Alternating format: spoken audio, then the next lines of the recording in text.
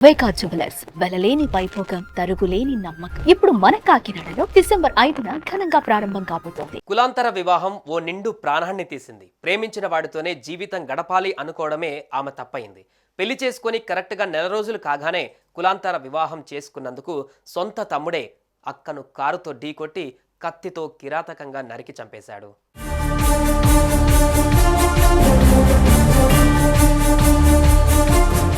రంగారెడ్డి జిల్లా ఇబ్రహీంపట్నంలో జరిగింది ఈ దారుణ ఘటన. 2020 బ్యాచ్కు చెందిన కానిస్టేబుల్ నాగమణి ప్రేమించి పెళ్లి చేసుకుంది. కానీ కొన్ని కారణాల కారణంగా ఆమె భర్తతో విడాకులు తీసుకుంది. ఈ క్రమంలోనే ఆమెకు శ్రీకాంత్ అనే మరో కానిస్టేబుల్తో పరిచయం ఏర్పడింది.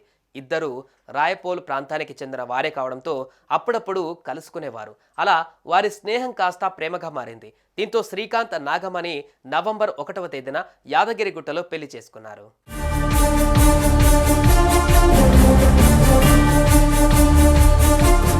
పెళ్లి తర్వాత ఇద్దరు కలిసి హయత్ నగర్కు మకాం మార్చారు. అయితే ఈ పెళ్లి నాగమణి తమ్ముడు అయిన పరమేష్కు ఇష్టం లేదు. కులాంతర వివాహం ఎలా చేసుకుంటావని అక్కను పలుమార్లు ప్రశ్నించాడు. దీంతో ఆమె సర్ది చెప్పుకుంటూ వచ్చింది.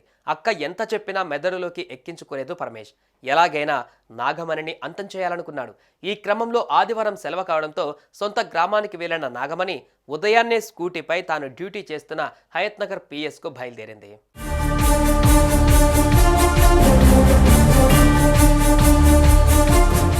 ఈ క్రమంలో కాపుగాసిన పరమేష్ అక్కను వెంబడించారు. నిర్మానుష్య ప్రాంతంలో ఆమె స్కూటీని మొదట కారుతో ఢీకొట్టాడు. ఆ తర్వాత తనతో తెచ్చుకున్న కొడవలితో మెడ నరికాడు. దీంతో ఆమె అక్కడికక్కడే మృతి చెందింది. సమాచారం అందుకున్న పోలీసులు ఘటనా స్థలానికి చేరుకున్నారు. మృతదేహాన్ని పోస్టుమార్టం నిమిత్తం ఆసుపత్రికి తరలించారు. అటు నాగమణి తమ్ముడు పరమేష్ను అదుపులోకి తీసుకొని విచారణ జరుపుతున్నారు.